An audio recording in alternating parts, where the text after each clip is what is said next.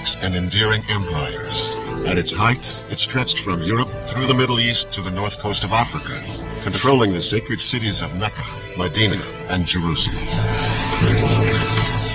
Its swift spread was fueled by the fervor of Islamic holy warriors, known for the speed and power of their attacks.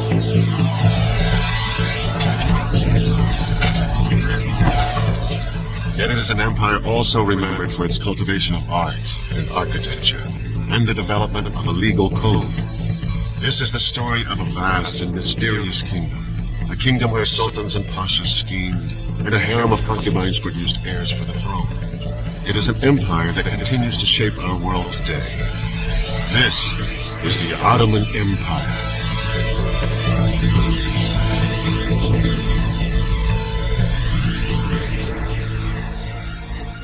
It was the dawn of the 14th century. On the Anatolian plateau in what is now modern-day Turkey, nomadic tribes of Muslim Turks enjoyed a pastoral existence, breeding livestock, cultivating crops, and following the seasons with their families and their herds. But now their native lands were under siege. Barbaric hordes of Mongol horsemen were advancing from the east. Known for their swift and ruthless raids, these Mongol warriors had created a 13th century empire that stretched from Europe's eastern edge to the Pacific. Threatening on the west were Christian armies from the once great but now weakened Byzantine Empire.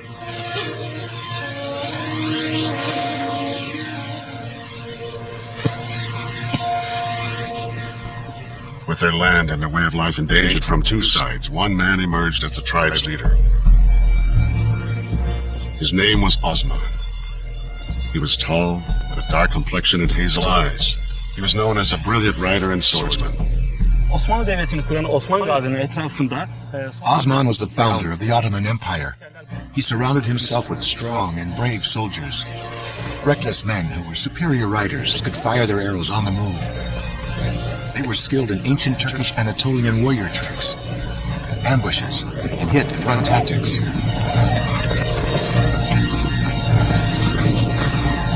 The key military attribute in the early years was speed.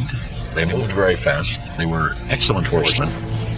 And they used a very powerful short bow, which gave them major military tactical advantage over their enemies.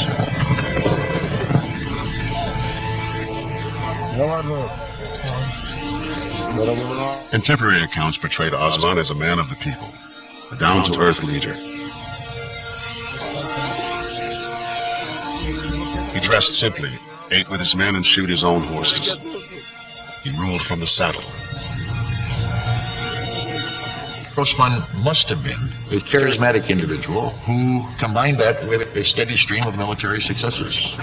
And as word spread that those who fought with Osman won, more and more people were attracted to his banner. By the early 1300s, the Mongols withdrew, fearing the growing strength of the Ottomans. Osman then turned his attention to the Byzantines. Osman's enemy to the west, the aging Byzantine Empire, was in turmoil. It was almost 1,000 years old, dating from the year 330 AD, when Constantine moved the capital of the Roman Empire from Rome to Byzantium and renamed the city Constantinople. The Byzantine Empire had once been very great, but really ever since 1204, when the Knights of the Fourth Crusade occupied Constantinople, it had never recovered from the blow. And the blow it took from that experience allowed conquerors to move in from the east to capitalize on its weakness. And the last of these was the Ottomans.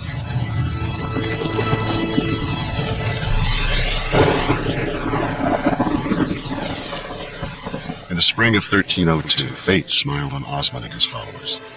Unusually heavy spring rains in the Saqqara Valley, in what is now northwest Turkey, flooded the valley floor and changed the course of the river. The fortifications along the old riverbed, built by the Byzantines to protect their border, were suddenly out of position and useless. This small act of nature shifted the course of history.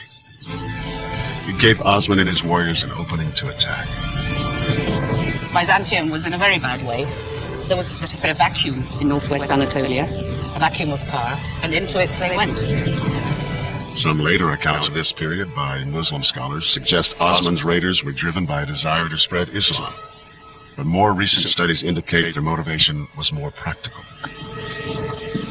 Attacking the infidels attracted many Turkish nomad horsemen, very often from among rival Turkish principalities, who wanted to fight against the infidel, but also attacking and capturing rich Byzantine towns meant more booty and spoil that were distributed among the warriors. Yiğitlerim, bu ganimetler hepiniz için. Gel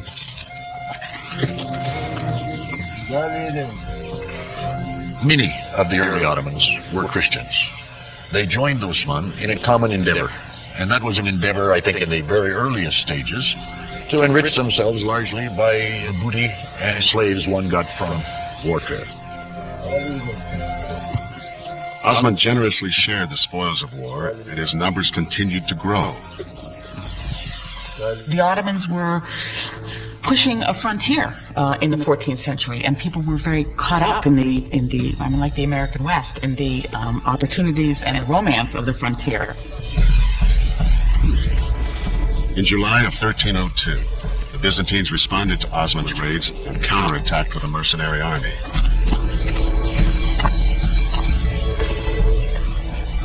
Osman used tactics he had learned from the Mongols. He dispatched a small squad to lure the Byzantines into a deadly ambush.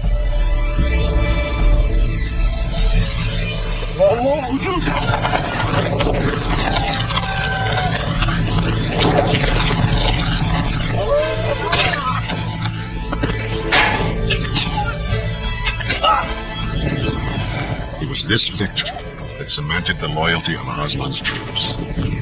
If you were a leader, the absolutely most basic thing you had to do was to get a group of fighting men who would be loyal to you, and their loyalty to you would transcend their loyalty to their tribe. Osman's principality, a small strip of land about the size of Manhattan, was born. By 1307, his fighting force, which began with less than 400 soldiers, numbered over 4,000. His followers became known as Osmanis. Western languages translated the word as Ottomans.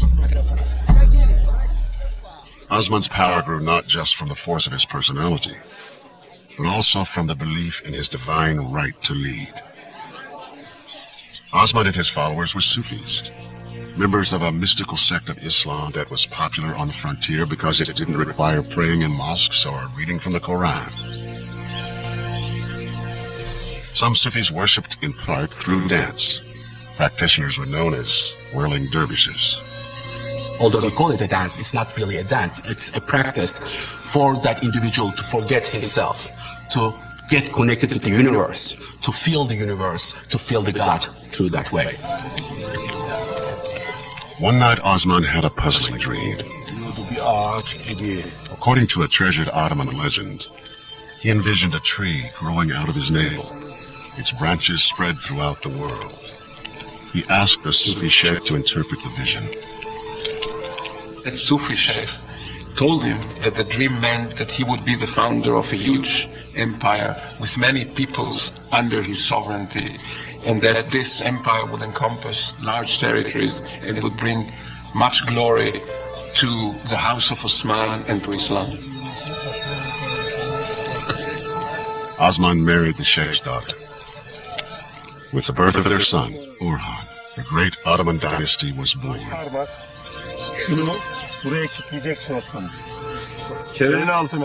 Together, father and son built an army that would dominate its enemies. During the next 20 years, they plundered the surrounding countryside, expanding their territory at the expense of their rivals. Their attack was swift, but their treatment of the vanquished was fair. Unlike other conquering powers of the times, the Ottomans granted religious freedom to Christians in conquered territories. This policy would lay the foundation for the future success of the empire. I think the most important point to keep in mind about the early Ottomans is that they judged people on what they had to contribute, not ethnicity, not race, not religion, any of the markers we use today simply don't seem to have been very important. By the time of his death in 1324, Osman had fathered an enduring dynasty. His son Orhan would build on that legacy, creating a powerful Muslim army that would soon be knocking on Europe's door. In 1324, Orhan replaced his father Osman as the leader of the Ottomans. While the father had rallied a tribe of nomads to fight for survival, the son wanted war. Orhan wasn't satisfied with capturing tribes and controlling small villages. He had bigger and more well-defended targets in mind, and new tactics were required. The first real city they take is the city of Bursa, and we know that they took it by building two castles, one on either side of the city, outside the walls of Bursa, and basically blockaded it, starved it into submission over an 11 or 12-year period.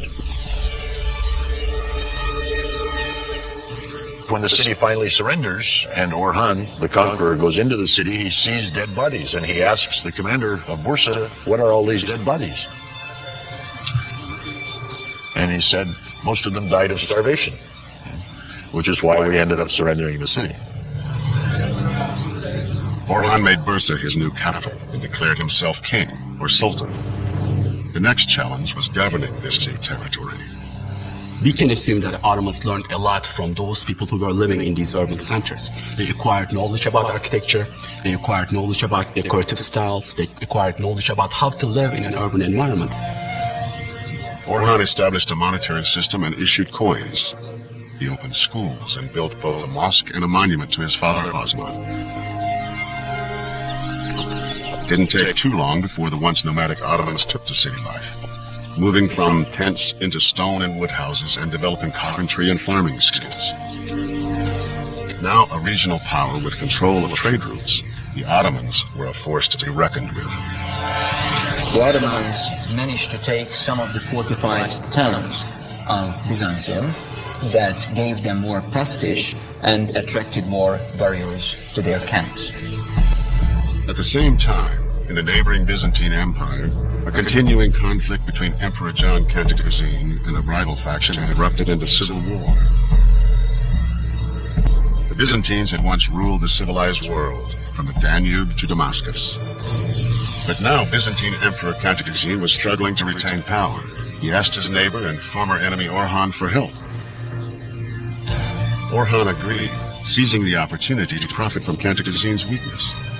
And he was given the emperor's daughter in marriage as a thank you. The bargain helped them both. With Orhan's support, Cantacuzene defeated his enemies and remained in power. But Orhan got the better deal. In the early 1350s, under the guise of helping Cantacuzene, Orhan ordered 6,000 of his troops across the Dardanelles. With no opposition, his troops laid waste to the region, claimed the territory as Ottoman lands, and gained a valuable foothold in Europe. This marked the beginning of the Ottoman Empire's westward expansion into the Balkans and beyond. Over the next 16 years, Orhan continued to expand his territory and consolidate his power. In just 60 years, the Ottomans had risen from a tribe of nomads to become rulers of more than 500,000 people. In 1362, after a 38-year reign, Orhan, the first sultan of the Ottoman people, died. His son, Murad I, continued the aggressive expansion of the empire, following the same policy of tolerance as his predecessors. Conquer and tax, rather than conquer and convert. The Ottomans acted in a tolerant way, but not out of any philosophical commitment to something that we would call tolerance today, but for reasons of state. It was easier to subdue territories rather than to try and convert everybody. The Ottomans' policy of religious tolerance made administering conquered territories much easier. It reduced resistance and diminished the chance of revolt. In many areas, Christian subjects welcomed the Ottomans more as liberators than as oppressors, paying less tax to the Ottomans than they had to previous rulers. This had a kind of steamroller effect, which helps account for the speed with which the Ottoman conquests occurred, particularly in the Balkans. They simply ruled through whole areas because, yes, they fought. Whenever somebody stood out against them, they fought, and they won. But I think for every place they conquered by force of arms, they probably conquered 2 places by just a very effective PR system. But for Murad, new Christian subjects offered a greater opportunity. He devised a plan to create a fierce and loyal cadre of troops. Ottoman officials descended on towns and Christian territories, ordering young boys of the village to come forth for inspection. The villagers would display their youth, and the janissary officer would go from one to the other, height, weight, proportions. The officer would select the ones he thought would be best and took them with him. Those selected became conscripts in Europe's first standing army, an army that would transform the continent's military landscape. They were known as new troops, or janissaries. At first, panic spread throughout Balkan Christian communities when the janissary recruiting officers arrived. It was a process which entailed these children being dragged, literally dragged and forced out of their families. Families begged local priests to delete their sons' names from parish registers. Some parents arranged marriages for sons as young as 12 to take advantage of the marriage exemption. But over time, attitudes changed. Families realized how prestigious the path was. They knew what a promising career this could entail, and indeed not few of the more successful recruitees into this system later became very important high-ranking officials in the Ottoman state who did not forget where they came from. New recruits were brought to the Ottoman capital and converted to Islam.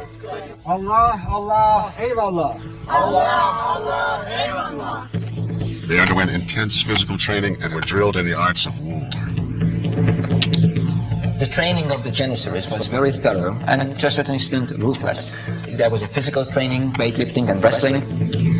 They practiced the various formations. There was archery practice regularly twice a week. When their military training was complete, they were tattooed with a number and a symbol and sent out to work. First, they were sent to Turkish families. It was a very heavy physical work on farming the land. When they returned, their physical shape was much better. They were much stronger, and they knew the language. The strongest and brightest were sent to special schools to finish their education. Janissaries who entered what are called the palace schools got a very broad education. They were trained in Arabic, Persian, Turkish. They were certainly trained in the Islamic sciences. Everyone was taught a skill.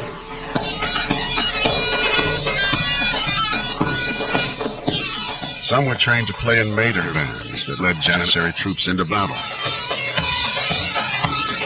The sound of their drums and pipes struck terror in the hearts of their enemies.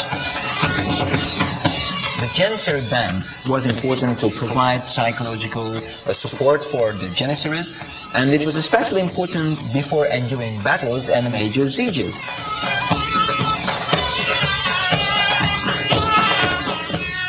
Janissaries who demonstrated extraordinary bravery were rewarded in later life with transfers from military service to civil service. A select few became part of the Sultan's inner palace circle, the counselors and viziers who quietly ran the government. Others were returned to their homelands as administrators. In effect, they became deputies of the Sultan's royal family.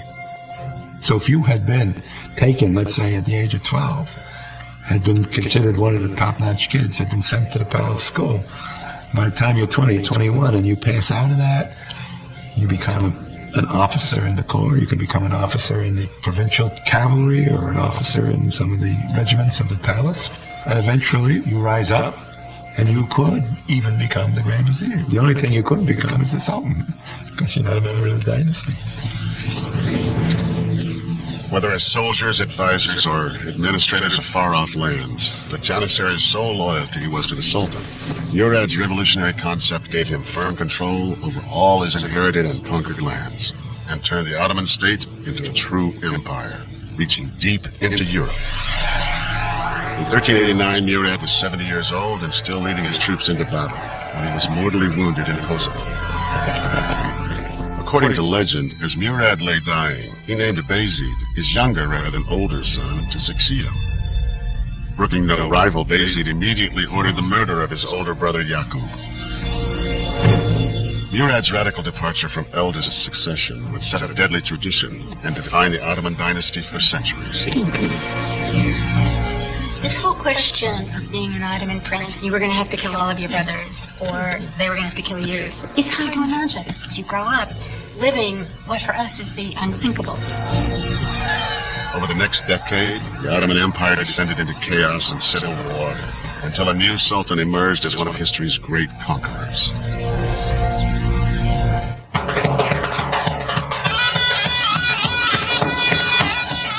Through the early years of the 15th century, the fortunes of the Ottoman Empire rose and fell dramatically. Bayezid's overreaching expansion in Europe and Asia ended in defeat. But the next sultan, Mehmet I, rescued the empire from chaos and civil war, and his son, Sultan Murad II, led the Janissary Corps on a successful 20-year military campaign in Europe.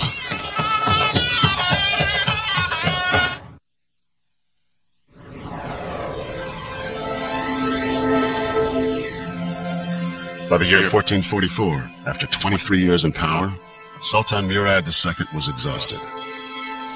Murad II was tired of the burdens of ruling and warring and negotiating and really wanted to retire and become a solitary scholar. Murad II then took an extraordinary and unprecedented step. He abdicated and handed over the monarchy to his 12-year-old son, Mehmet II. But the son's reign was brief, and Murad II's retirement was short, just 2 years. The rise of a coalition of his old enemies, including Hungary and Venice, sent Murad II back into battle. This time, he remained sultan until his death in 1451. When his son Mehmet II assumed the throne for the second time at the age of 19, he felt he was ready. But the Janissaries, still loyal to his father, were skeptical and rebellious.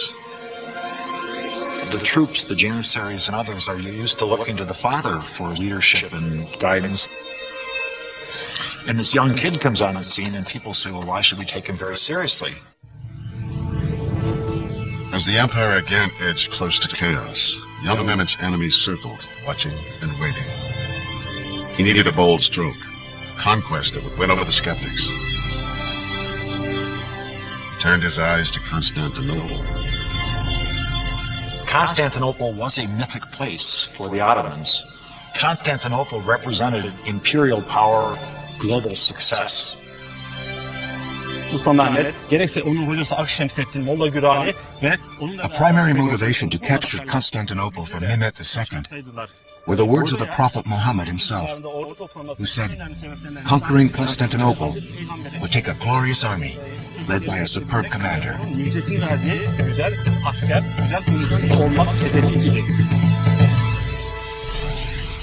Mehmet had the confidence of a brash 19-year-old. He banished the Janissaries who challenged his rule and demanded a pledge of loyalty from those who remained. The conquest of Constantinople was actually a message to rivals in the Ottoman power structure that he was challenging their authority. Mehmet immersed himself in the military manuals, studying the tactics and weapons of the world's most successful armies. Mehmet was willing to do whatever it took to achieve his goal. He was studying day and night, and he was even dreaming about it. Once he ordered his vizier to the palace in the middle of the night, and he told him, Pasha, I can't sleep because my mind is filled with thoughts about conquering Constantinople. How are we going to do this?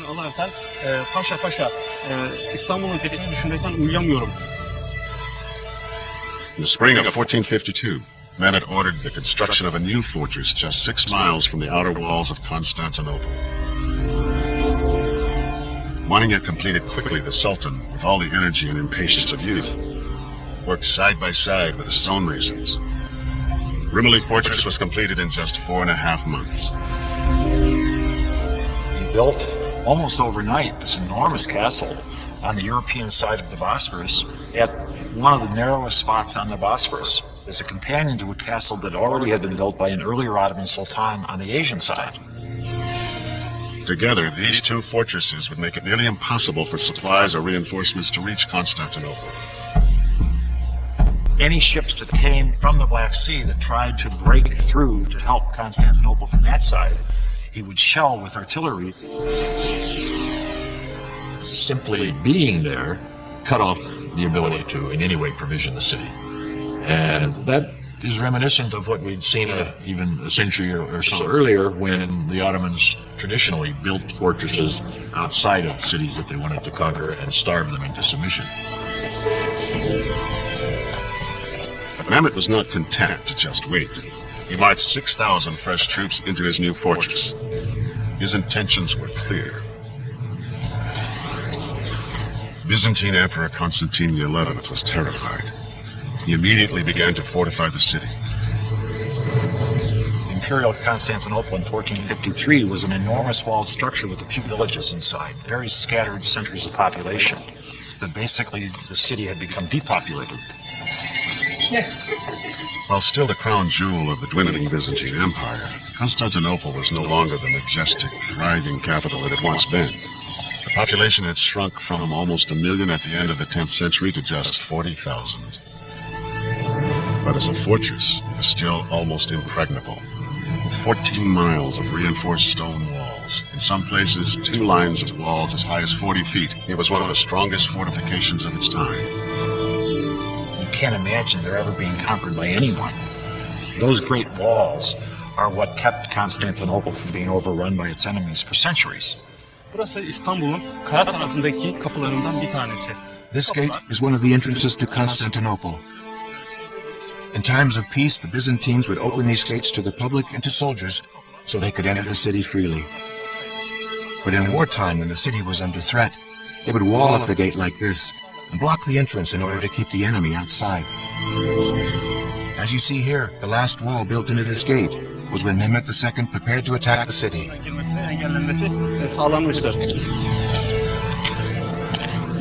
For months, Mehmet's spies probed the city for weaknesses. At the same time, Mehmet enlisted the help of a brilliant Hungarian cannon maker named Urban.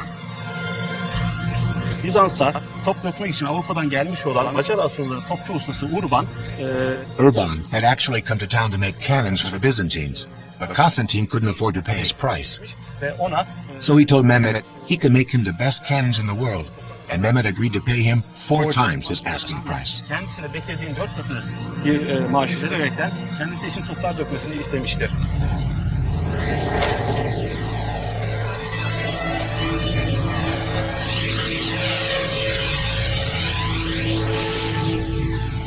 Urban built a battery of advanced artillery pieces, including the world's largest cannon.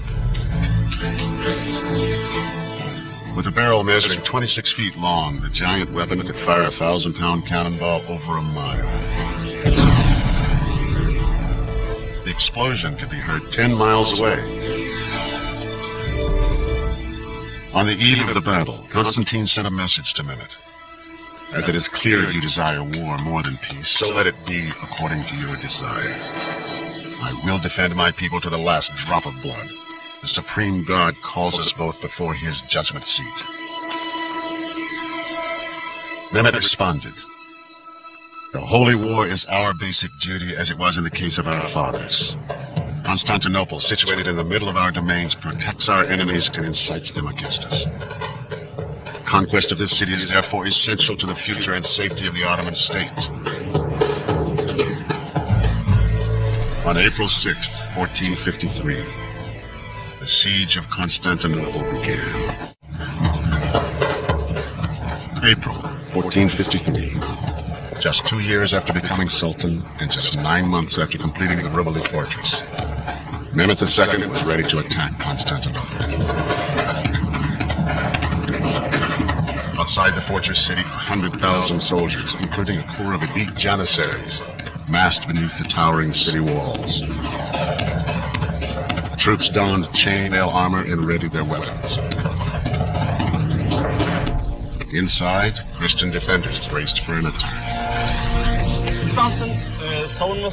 The Byzantine army had about 9,000 soldiers. Of course, this number was nothing compared to Mehmet II's army of 100,000 soldiers. But the Byzantines had tremendous confidence. They believed their giant moat and 2 lines of walls were invincible in defense of Constantinople.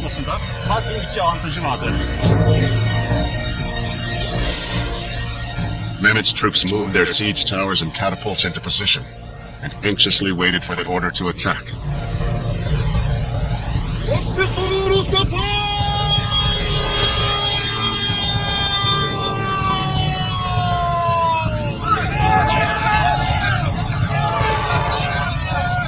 On April 7th, Mehmet launched the first wave of his assault against the land walls of the city. But the defenders held firm.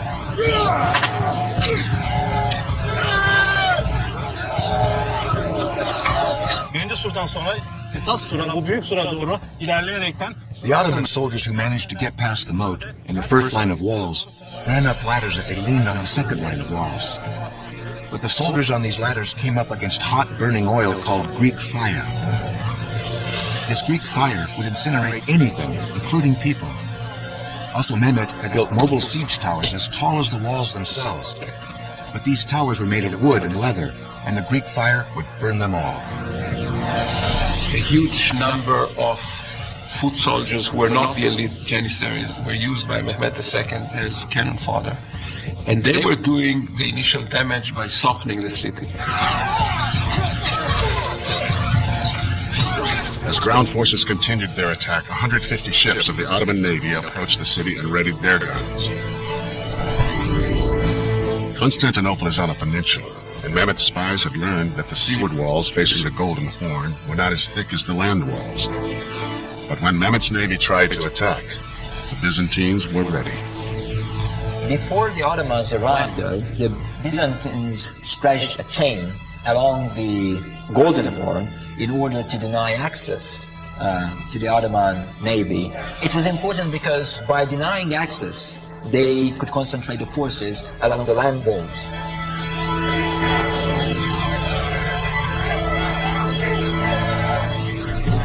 Then Mehmet devised a remarkable plan. If he couldn't break through the blockade, he'd go around it. He would take 80 ships overland over a ridge 200 feet high and down again to the water on the other side. It is quite extraordinary when you think about ships weighing many tons, several tons at least, being dragged on rollers up a very steep hillside for several miles and then being pulled down those rollers several more miles. You have this vision of hundreds of oxen and thousands of log rollers, probably greased with some substance or another, and men screaming and pulling in this very dramatic scene. And it probably terrified the wits out of the Byzantines.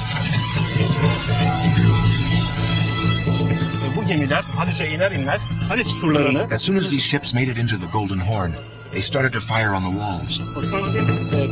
Constantine redeployed troops from the land walls, but this created a serious weakness in their defense. At the same time, teams of oxen and hundreds of men dragged Urban's monster cannon into position to assault the land walls.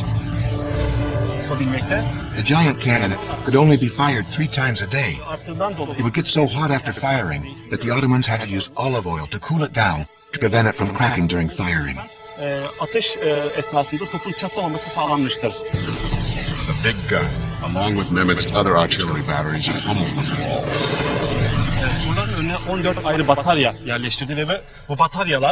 Mehmet had 14 artillery batteries positioned in front of the walls, and they fired day and night. To complement the big cannons, he developed a unique firing system for destroying the fortress. The cannons would aim at 3 points on the walls and fire continuously at these points.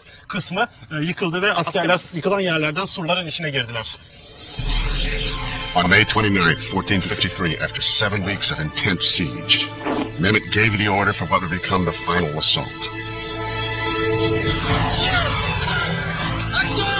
First, a wave of irregulars weakened the Christian front line.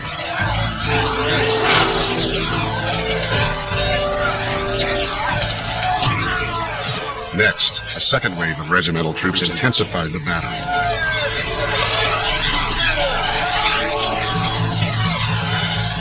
Finally, the forces of 5,000 Janissaries held back until the decisive moment moved in. The two reasons for that: one is that Mehmet didn't want to waste his best troops when it wasn't clear what the outcome would be. And secondly, the Janissaries were not that happy about being used as cannon fodder, and they expected to be thrown into battle when they could decide it. And of course, reap the glory, which to a large extent they did.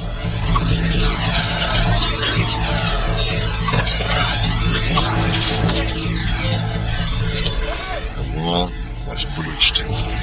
As the Janissaries rampaged through the streets of Constantinople, the surviving Byzantine troops panicked and fled.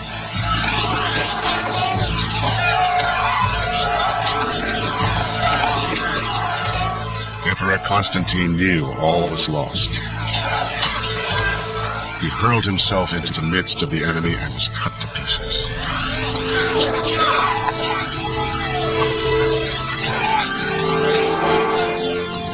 For 1,000 years, the city had been a symbol of Christian dominance. Now, the city of Constantinople was in Ottoman and Muslim hands.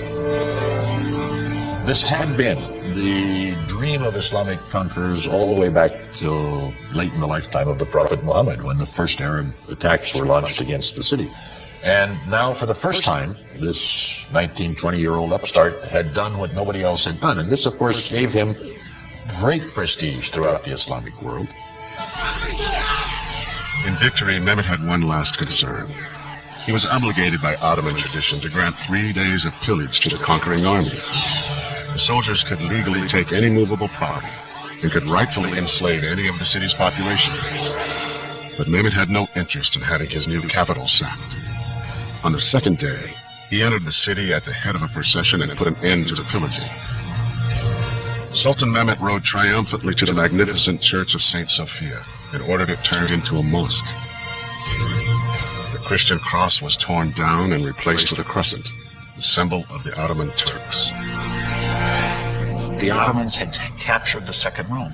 With the capture of Constantinople, the Ottoman Sultan became a Caesar, an emperor, the successors of Rome. The fall of Constantinople shocked Western civilization. There were ceremonies of mourning in St. Peter's in Rome. Pope Pius II urged Mehmet to convert to Christianity. Instead, this Muslim sultan declared the city the capital of his Islamic Ottoman Empire. With this monumental victory, Sultan Mehmet had changed the course of world history, and forever would be known as Mehmet the Conqueror. It was the beginning of the golden age of the Ottoman Empire.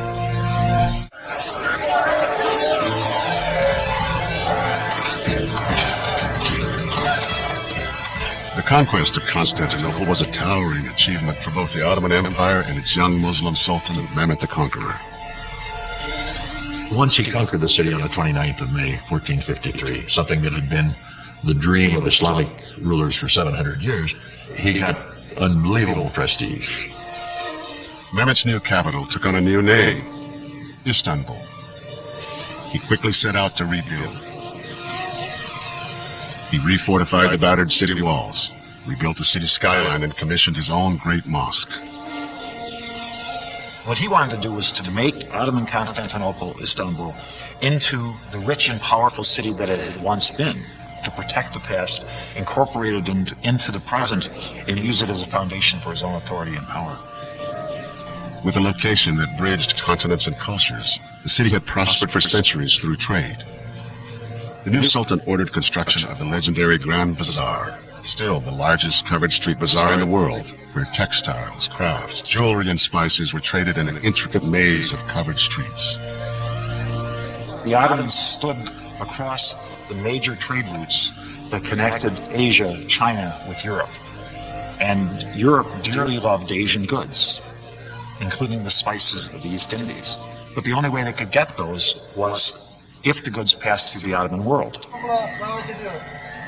Mehmet gathered whatever and whomever he needed. To revitalize the city's merchant class, he recruited tradesmen and craftsmen from across the empire. Everyone would take part in the city's rebirth. He invites people to come and says, if you'll come and settle in my city, I'll give you free houses, I'll give you tax breaks, I'll make it economically very attractive. There are islands in the Aegean that are empty, that he simply packs them all up and says, well, you're going to move to my new capital now.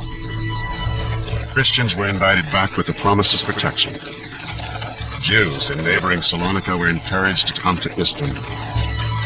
His idea was not simply to physically rebuild a city, it was to ensure that the city had a population with the urban skills, and that meant economic and business and trade skills, that would make it the capital that he wanted to have. New craftsmen brought new skills. Silk from the early Ottoman capital Bursa, along with wool, goat hair, and cotton, were woven together into intricate carpets that became the Ottomans' most famous export. In 1465, the 33-year-old Sultan Mehmet II began work on the crown jewel of his new city, the extraordinary Topkapi Palace. Topkapi Palace should be thought of as a gigantic household consisting of concentric circles of power, the outermost circle being the least powerful. And as you get closer to the center of the palace, you get closer to the person of the Sultan, and therefore closest to the locus of power. It was intended to be both a symbol of power, but also the actual place of power. The massive 173-acre complex would ultimately include 10 mosques, 2 hospitals, 5 schools, 12 libraries, and 22 marble fountains. What you see in the background here are the chimneys of the kitchens. One of the things that I always think about when I look at those chimneys is that we call it a palace, but it was really a city. We have the registers of the food purchased, the cost and the amounts. At least 5,000 people a day were fed here. So this was a massive operation. Topkapi Palace was, in fact, a city within the larger city of Istanbul. Mehmet governed both in royal fashion. He took over much of the trappings of the Byzantine Empire, of the Eastern Roman Empire. The bread that the sultans ate came from a very special wheat grown in 2 villages in Bursa. And even as late as the 17th century, in the old palace in Bursa, there were 200 janissaries, whose entire job in life was to sort through the flour, make sure there were no impurities, and send so many 100 pounds of this a week wherever the Sultan was. The Sultan ordered 2 mountain villages to supply ice year-round for Topkapi. Once a week, 200 donkey loads of ice would go down to the sea, be sent to Istanbul to cool the sherbet served at the meals in the palace here. Mehmet's religious tolerance and his broad interest in art and commerce transformed Istanbul into the vibrant new center of the Islamic world.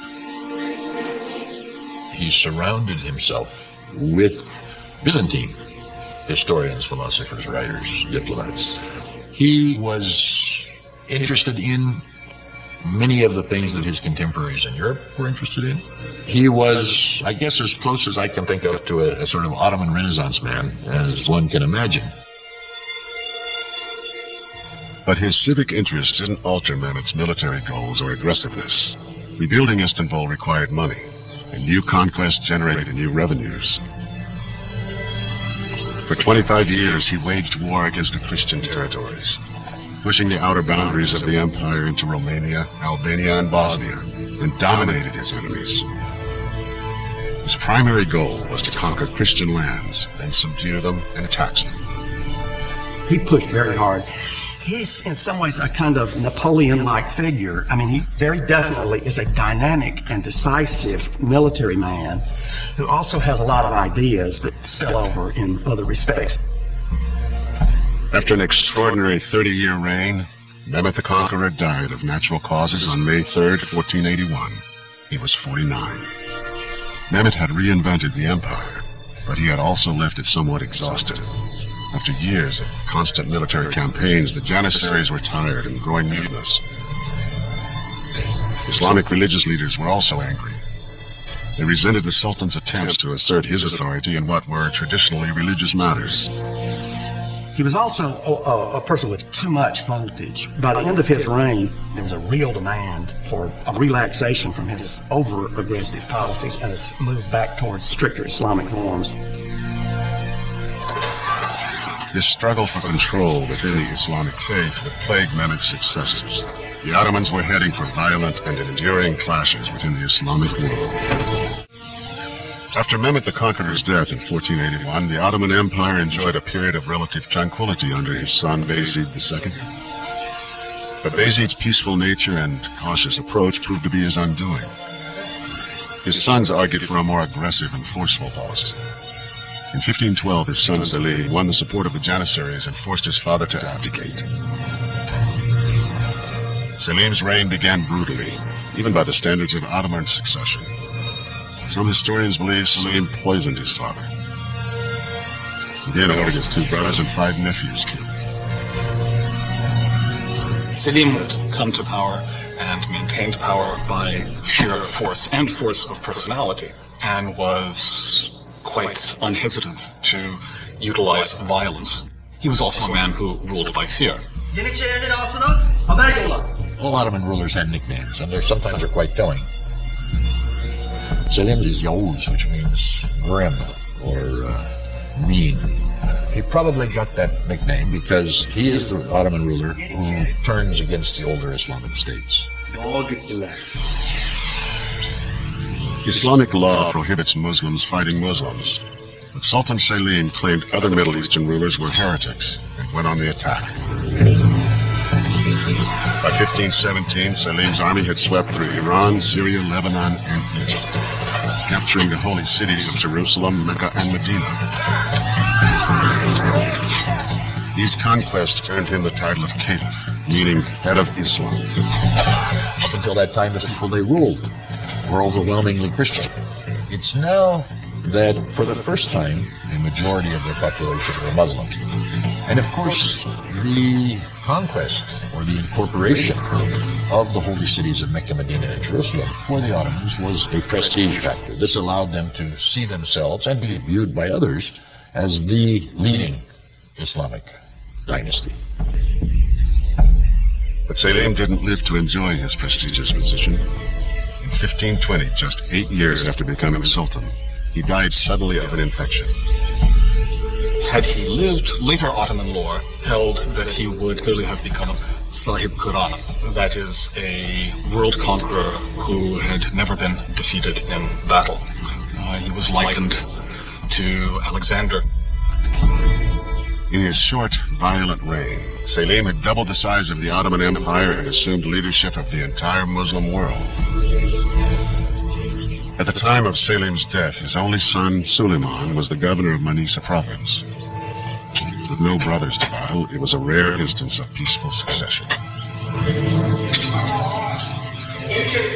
Suleiman would go on to become the empire's greatest sultan, earning the name Suleiman the Magnificent. 16th century Europe was dominated by young and dynamic leaders. England's Henry VIII, Francis I of France, the Habsburgs' Charles V, and Russia's Ivan the Terrible. Suleiman saw himself as a major player in this world and set out to prove it. Taking the throne at age 26, he immediately launched his first military campaign. Suleiman took it upon himself immediately to establish his own reputation as a ghazi, as a warrior for the faith. Suleiman was able to establish himself as a commander with whom to be reckoned. Suleiman's army, led by the Janissaries, pushed deep into the heart of Europe. The city of Belgrade fell in August of 1521. The next year, Suleiman's navy captured the island of Rhodes. Suleiman kept on the attack. In 1526, his army first entered and sacked Hungarian capital of Buda. 3 years later, his troops pushed all the way to the gates of Vienna. The Ottomans were now a force in European affairs. To expand the empire further, Suleiman knew he needed a stronger navy. The Ottomans are engaged in a fundamental battle with Spain for control of the Mediterranean. So there is a major superpower battle going on throughout the 16th century for mastery of the Mediterranean. And the Ottomans needed the very best naval commander that they could get. Suleiman offered one of the Mediterranean's most feared pirates, then called corsairs, the role of admiral of his fleet.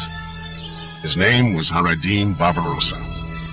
This is very, very typical of the Ottoman ability to take people on the ground who had some native talent and then turn them to their own uses. And throughout Ottoman history, if you were enough of an outlaw, if you made enough trouble for the Ottomans, eventually they'd decide to appoint you to a government post. It was better to have you on their side than to be making trouble for you. Barbarossa, with the backing of Suleiman, built a fleet of 200 ships.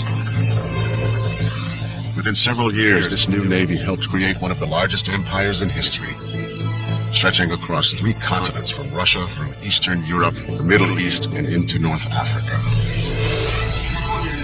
Along with his military prowess, Suleiman was also a shrewd politician. When the Reformation split the Christian church in Europe into Catholic and Protestant, Suleiman took the side of the Protestants.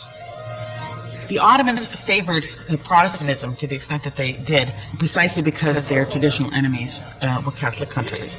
So it was based on politics rather than some sort of assessment of dogma. Suleiman's backing and financial support proved crucial. Some historians even claimed that the Protestant movement might have failed without Suleiman's support. Suleiman, of course, was very much concerned about his public image, and he wanted to be known as one of the, perhaps the greatest leaders of his own age. One way to do this was to conquer, capture all these territories, defeat your enemies. Another way of doing this is to make Istanbul, the capital of this mighty Turkish Ottoman Empire, beautiful. In Istanbul, Suleiman launched a cultural and architectural revival to match that of the European Renaissance. Topkapi Palace was refashioned into the grand style of a European king. The court adopted the ceremonial style of European royalty. He called on a janissary named Mimar Sinan to create mosques and public buildings throughout the empire. Sinan was trained as a military engineer, building arsenals, bridges, and aqueducts, and he proved to be an architectural genius. Over a 40-year period, he designed and built 79 mosques, 34 palaces, 19 tombs, and more than 60 other significant monuments and buildings. In a sense, Mimar Sinan played an important role in the public relations policy of Sultan Süleyman. He created all these structures to demonstrate the glory of Ottoman Empire and Sultan Süleyman's reign. To the Europeans, he became known as Suleiman the Magnificent. But to his own people, he was called Kanuni, the lawgiver. Suleiman developed a legal system based on precedent and case law that was consistent with the sacred law of Islam. He also insisted that all new laws be compatible with Western Christian tradition. Suleiman is known as the lawgiver because he presided over an unprecedented codification of law. But among all of Suleiman's adopted Western ways, nothing proved more significant than the simple act of falling in love and getting married. Suleiman's marriage not only reshaped his reign, it would alter the course of Ottoman history for the next century. Sultan Suleiman's decision to marry for love was unprecedented and shocking. For over a century, the Ottoman monarchy had relied on slave concubines, not wives, for the production of heirs. This traditional Islamic approach had practical advantages. It produced a steady supply of princes, and unlike European monarchies that were easily derailed by one barren generation, the Ottoman dynasty survived, uninterrupted, for centuries. The system of the imperial harem, with its own rules, worked, and the rules did not include marriage. For a dynasty, it actually has an advantage because one of the features of Islamic law about slavery is it says that a slave has no lineage. It's almost as if the Ottoman dynasty achieved a form of asexual production. Nowadays, in the Western world, we kind of think the harem as a pleasure den of the ruler. It was, in fact, an institution in which reproduction of the Ottoman dynasty was planned and enforced. The harem women were Christian slaves, either taken as prisoners of war or brought to the palace by government officials seeking favors. The Ottoman sultans and their concubines followed this very particular policy by which each concubine could only have one son. And the minute she's produced a son, she no longer sleeps with the sultan. No two princes should be disadvantaged by having to share a mother. In other words, every prince deserves his own mother. The word harem means forbidden. and the Sultan's harem was housed in a beautiful but very restricted complex within Topkapi Palace. Chosen for their beauty, the women of the harem were converted to Islam and schooled in the Quran. Their role was to tend to the Sultan and provide sex. They would be very attractive. Many of them were taught singing, perhaps playing a musical instrument. Accommodations within the harem were lush, especially the rooms where the Sultan was entertained. Loud fountains in the windows prevented eavesdropping on private moments. At its height, over 1,000 women lived in the harem, but few actually slept with the Sultan. If a girl were successful, she might rise to a very powerful position. She might be the concubine of the Sultan and the mother of the next Sultan. It was like every little girl dressing up to be a princess. Except she would have to be a slave princess. There was a strict hierarchy within the group. The most beautiful and highly trained women were allowed to sleep with the Sultan once. Among those who bore him a son, his favorites became Hasaki. These were the closest the Sultan would come to having a traditional marriage. As the size and influence of the Ottoman Empire grew, stories of concubines and the Sultan's private harem spread. European writers spun lurid tales of beautiful and naked women, fueling the myth of orgies and debauchery. Well, this fantasy of the Sultan surrounded by naked women, I think probably for the most part that didn't happen, but there certainly were 1 or 2 or 3 sultans for whom that was a reality. But overall, the harem operated according to strict moral codes of Islam. First of all, you have to just get out of your mind that this is something immoral or reprobate. Islamic law recognizes to reproduce with concubines as a legitimate phenomenon. A man can take a female slave as a sex partner if she is willing. And then if he has children by her, those children are legitimate if he acknowledges them.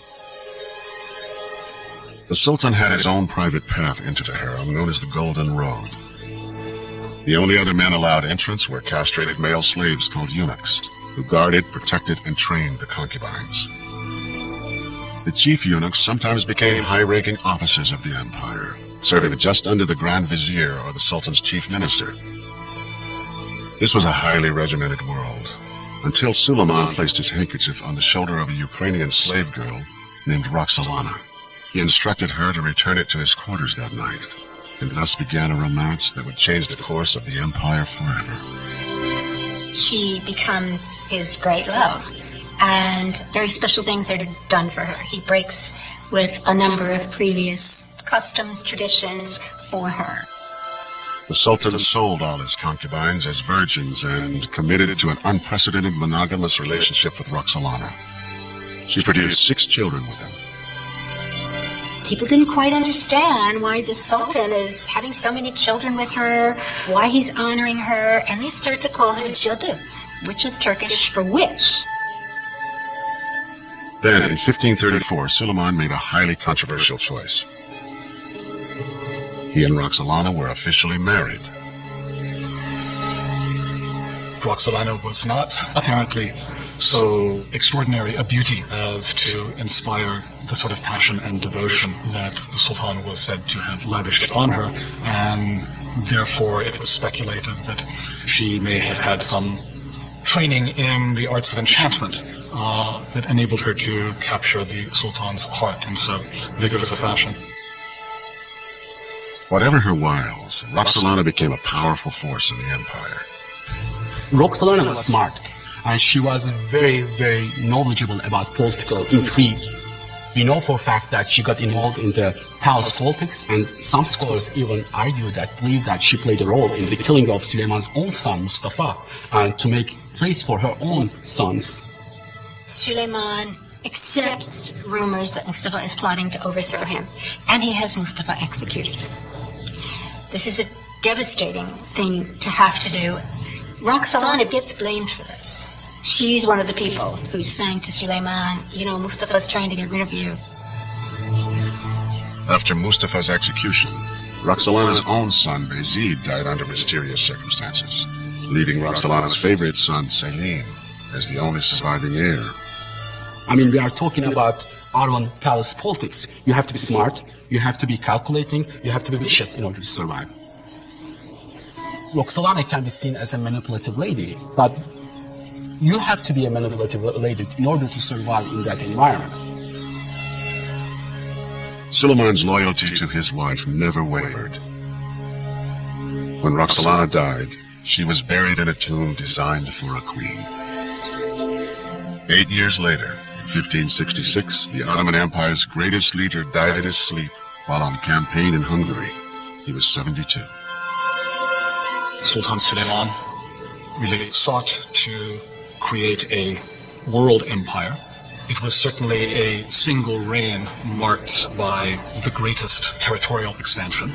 It was marked by an extraordinary degree of institutional innovation and organization. Süleyman's reign is a zenith. Suleiman's 46-year reign saw dramatic advances in law and in art and architecture. He left behind an empire far more European than the one he inherited. But the infighting and intrigue that had plagued European monarchies would soon visit the palace of Suleiman's successors. The 46-year reign of Suleiman the Magnificent marked the peak of the Ottoman Empire. For 2.5 centuries, through the reign of 10 sultans, the empire's growth had been fueled by the spoils of war. Now there was nothing left to conquer. It simply wasn't possible to keep on conquering. There had to be a change. They were up against borders in Europe and they were up against borders with Iran. They were going to waste their budget on unnecessary war. Constant campaigning had honed the Ottoman war machine into an invincible force. But now, idle, it declined rapidly, failing to modernize either its tactics or technology. By the end of the 16th century, the Ottomans actually are surpassed by their foreign enemies, and they lose that military edge. Sultans no longer led their armies in battle. The Sultan is no longer the warrior king on horseback, leading his troops on the frontiers, as they were in the reign of Suleiman. The Sultan basically stays in Istanbul and is the figurehead in a system that really is being run and controlled by others. And that system, the military and civil institutions that were so effective in building the empire, proved incapable of maintaining it. By the late 16th century, the Ottoman Empire, unable to meet the challenge of change, entered a centuries-long period of slow decline. One by one, its institutions failed. Among the first, the Ottoman tradition of dynastic succession. Fratricide may have been brutal, but it had served the Ottomans well, providing an unbroken string of 10 powerful sultans. One of the things that contested succession did, crude and barbaric as it seems to us, is it tended to eliminate weak candidates to rulership. Name me any European monarchy that had an unbroken succession of 10 able kings. In 1595, the most violent dynastic killings in the history of the empire put an end to fratricide. Mehmed III came to power after murdering 19 young princes. Wails and cries of the people of the city were doubled and trebled on this funeral. They simply could not bear to see this procession of coffins coming out of the palace. Some of them are this big. So it must have been terrible. And I think that was one of the pressures that persuaded the dynasty to stop doing fratricide. The sultans who followed Suleiman were, with rare exception, weak and inexperienced. Many were minors under the influence of the Valid Sultan or Queen Mother, and the palace fell victim to intrigue and infighting. The empire that had thrived for centuries with strong sultans and dominant armies now had neither. By the late 18th century, the Ottoman army, the war machine that had outmanned, outgunned, and outmaneuvered all its enemies, was in ruins. It was defeated by Russia's Catherine the Great in the Crimea in 1774, and was unable to stop Napoleon's invasion of Egypt in 1798. The mighty Janissaries, once the tip of the sword of the Ottoman army and the training ground for the viziers and advisors who managed the empire, had degenerated into a corrupt and lawless band of rebels. They were no longer effective on the battlefield, and they were out of control. Yeniçeriliğe uygun olmayan kişilerin askere alınması. Janissaries were revolting against sultans, demanding more and more money each day, refusing to fight on campaigns, disobeying orders, and ignoring regulations. Time to time, some sultans tried to straighten out the organization, but they all failed. In 1826, Sultan Mahmud II, one of the few competent sultans to rule after Suleiman, decided to act. He trained 10,000 new troops loyal to him and attacked the Janissaries. The plan was very carefully laid. One night, they fired on the barracks where the Janissaries were, and the loss of life must have been huge. There were Janissaries out in the provinces too, and they were hunted down and eliminated. The Janissary era was over. In a bloody show of force, Sultan Mahmud wiped out what was left of one of history's most celebrated fighting forces. The sophisticated civilian institutions that the Ottomans had developed over centuries, tax collection systems, administrators, a complex and fair legal system, were also failing. The empire's growth had been fueled by conquest and the taxes that new territories generated. Without growth and new revenues, corruption set in. Provincial officials began selling judgeships. Merit promotion gave way to bribery and nepotism. The infrastructure collapsed. The Ottomans also failed to develop a modern economy to replace their shrinking tax base. And they faced new competition. Over time, European powers developed new sea trade routes that cut the Ottomans out of the lucrative Asian silk and spice trades. The once glorious Ottoman Empire was becoming known as the sick man of Europe. Mahmud II's successor, Sultan Abdul-Mejid, looked to the west for help in bolstering the fortunes and the image of the empire. He was influenced by the British aristocratic class and mimicked European styles in his dress and in his surroundings. He looks very elegant. He has a cloth cape and some gold buttons. He doesn't wear a kaftan, as previous sultans had of the classical age. In 1843, anxious for a symbol of success, he abandoned Topkapi Palace. As the economy and governmental systems were failing, the Sultan commissioned a new and more European-style residence. The magnificent Dolmabahce Palace took 13 years to complete. The 11-acre building featured 285 rooms, 46 ballrooms, 6 Turkish baths, and 68 toilets. Bu bölüm sarayın kristal merdivenler adı verilen bölümüdür. This part of the palace is called the Crystal Staircase. It was designed to impress visitors when they first entered Dolmabahce. In addition to the crystal balustrades, the ceiling itself is also built of crystal, so that the light that streams through forms a magnificent display of the 7 colors of the rainbow.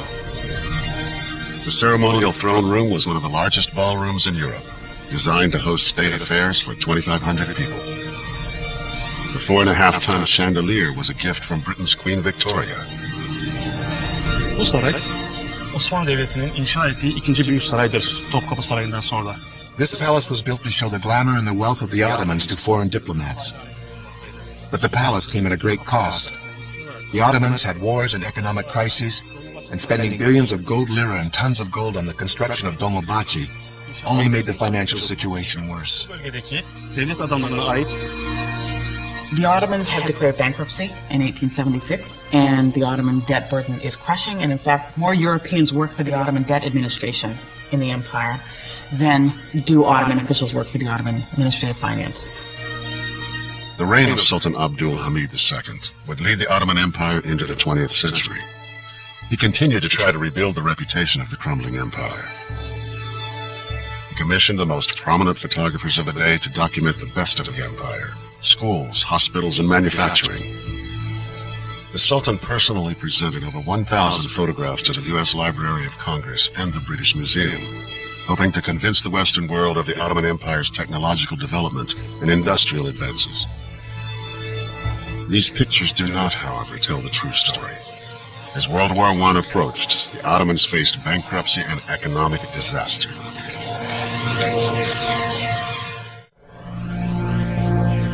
As the 20th century began, the Ottoman Empire was falling apart.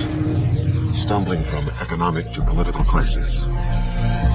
It was quite difficult and problematic for Ottomans because we see the emergence of nationalism and nationalistic ideologies during this period, especially in the Balkans first. Many of these peoples wanted to develop their own separate nationalistic identities. And some were successful in gaining independence from the Ottoman Empire. But this was not the case for the Christian Armenian minority, who had lived in the region for 3,000 years. By early in the First World War, 1915, at a time when the Ottoman Empire was shrinking and besieged from all sides, the ultra-nationalist group in power, known as the Young Turks, was trying to restore the glory of their declining empire by uniting all Turkish-speaking peoples in the empire and beyond. The Armenians came under siege when in the spring of 1915, the Young Turks ordered a forced deportation of 1.75 million ethnic Armenians out of Anatolia to Syria and Mesopotamia. The story of why and what happened is nearly a century later controversial, emotional, and hotly debated. To the Turks, the deportations were ordered because some Armenians were allying themselves with Russia, Turkey's enemy to the east. To the Armenians, this was a pretext. The deportations were ordered out of a desire to rid Turkey of Armenians forever. During the evacuation, a forced march of hundreds of miles, hundreds of thousands of men, women, and children died of starvation and massacre. Newspaper reports of the time tell of horrific scenes of rape and murder. Henry Morgenthau, the American ambassador to Turkey, later wrote, "I am confident that the whole history of the human race contains no such horrible episode as this." Estimates of total Armenian deaths in the period of the evacuations range from 300,000 to 1.5 million. The Turks acknowledge that hundreds of thousands of Armenians died, but they and some historians maintain that these deaths were the result of war-caused starvation, civil unrest, and ethnic conflict. To Armenians and many historians, the actions were a clear act of genocide committed by the Ottomans. They have been recognized as such by many countries.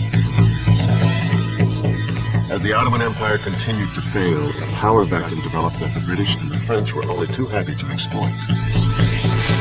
Both nations were establishing their own spheres of influence in the region, competing with each other and challenging the Ottoman Empire for control of the Middle East. From these troubled times, a new leader emerged, as brave and passionate about these Ottoman lands as the great sultans. His name, Mustafa Kemal. Since its first days, the Ottoman Empire has trained many great leaders. Without a doubt, Mustafa Kemal was the last and the most famous among all these leaders. During World War I, the Ottomans sided with Germany against the forces of Great Britain, France, and Russia. At the famous Battle of Gallipoli, Mustafa Kemal earned his reputation as commander in the best Ottoman tradition. On February 5th, 1915, British warships sailed towards the Dardanelles with the objective of capturing Istanbul. Ottoman troops dug into deep trenches and defended their position against thousands of Australian, British, and New Zealand forces. Kemal figured out where the British might make their landing, and when they came, a group of Turkish soldiers were running away from the front, and he appeared on the scene and he asked them, "Where are you going?" And they said, "The enemy is coming." And he said, "Right down over that ridge." And he said, "Well, stop running away. Fix your bayonets. Lie down. And we'll hold them off right here." And they did that and were successful in holding them off. During the battle, a piece of shrapnel hit Kemal in the chest. Miraculously, his pocket watch took the force of the blow and his life was spared. This was very important because it convinced Mustafa Kemal of his immortality. He didn't die when he should have. And so, in addition to all his other virtues and his other capacities, he also now had the sense of immortality. Kemal's determination and defiance motivated all around him. His men attacked and defeated the enemy. 9 months of gruesome battle at Gallipoli left an estimated 46,000 Allied and 66,000 Ottoman soldiers dead. There were over 200,000 injuries. Incredibly, the Turks had defeated their enemies. Mustafa Kemal's division had courageously and successfully defended the Ottoman lands. However, in 1918, the end of World War I meant defeat for the Germans and their Ottoman allies. The fact that the Ottomans sided with Germany in World War I is huge. It's with us even till today, because they chose the losing side of the war. There was no way the Ottoman Empire was going to be allowed to survive. After the war, in the Treaty of Sevres, the victors divided up the empire, giving portions of the Ottoman homeland of Anatolia to Greece, France, and Italy. This is the creation of the modern Middle East. I mean, this is what allowed the French and the British to go in and to start territorial acquisition. It was this treaty, signed by Sultan Mehmed VI, that energized the Turkish nationalist movement. The leader of this post-World War I movement was Mustafa Kemal, who emerged from the war as the only undefeated Turkish commander. Mustafa Kemal became a national hero. The Turkish people found themselves a new father in the presence of Mustafa Kemal, and he became the leading personality of the time. He set up a provisional government in Ankara. Over the next 4 years, Kemal's nationalist forces recaptured all of the occupied parts of Anatolia, what is now Turkey. He will always be remembered and venerated because there may not have been a Turkey if he hadn't led his troops, he and his fellow commanders, to secure some territory for the population. Parliament offered Kemal the Sultanate and the Caliphate, but he had other ideas. Long a critic of the corrupt rule of the sultans, Kemal shocked Parliament by abolishing both sacred titles. He threatened his colleagues that if the proposition was not carried, some heads would be cut off. Fights broke out. Some politicians fired guns on each other, but Kemal won. Mustafa Kemal abolished the Ottoman Sultanate and exiled the last of the Ottoman sultans, and that officially was the end of the dynasty. After more than 600 years, the Sultanate of the Ottoman Empire was over. The last Sultan, Sultan Mehmed VI, left Turkey aboard a British warship. The end of the Ottoman Sultanate was a major event in Middle Eastern history. It is an event that the area is still wrestling with. There are hundreds of thousands of people still living in those areas that were born in the Ottoman Empire. On October 19th, 1923, the Republic of Turkey became an independent country, with Mustafa Kemal as its first president. The task ahead was daunting.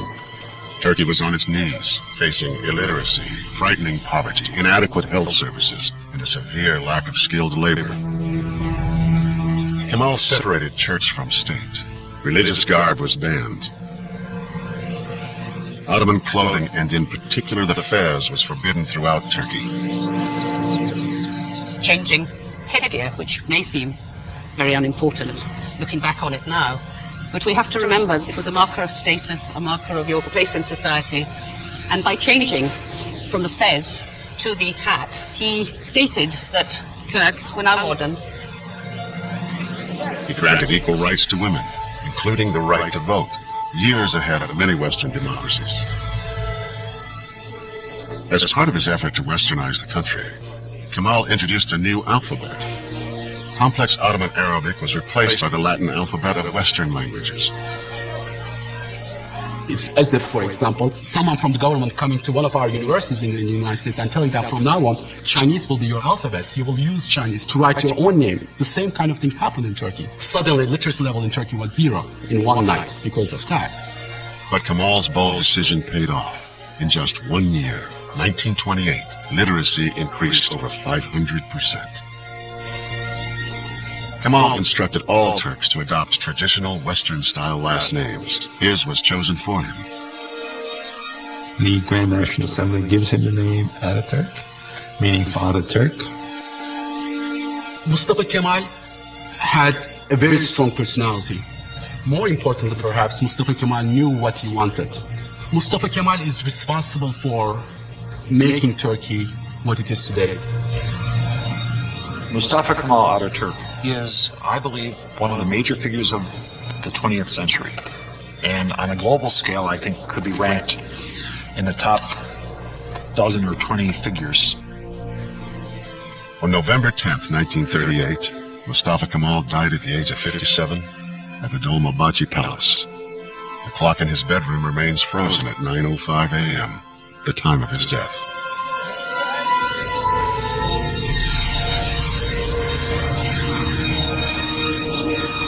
And to this day, at the same hour of the day of his death, people all over the country stop for a moment to remember. Mustafa Kemal Ataturk.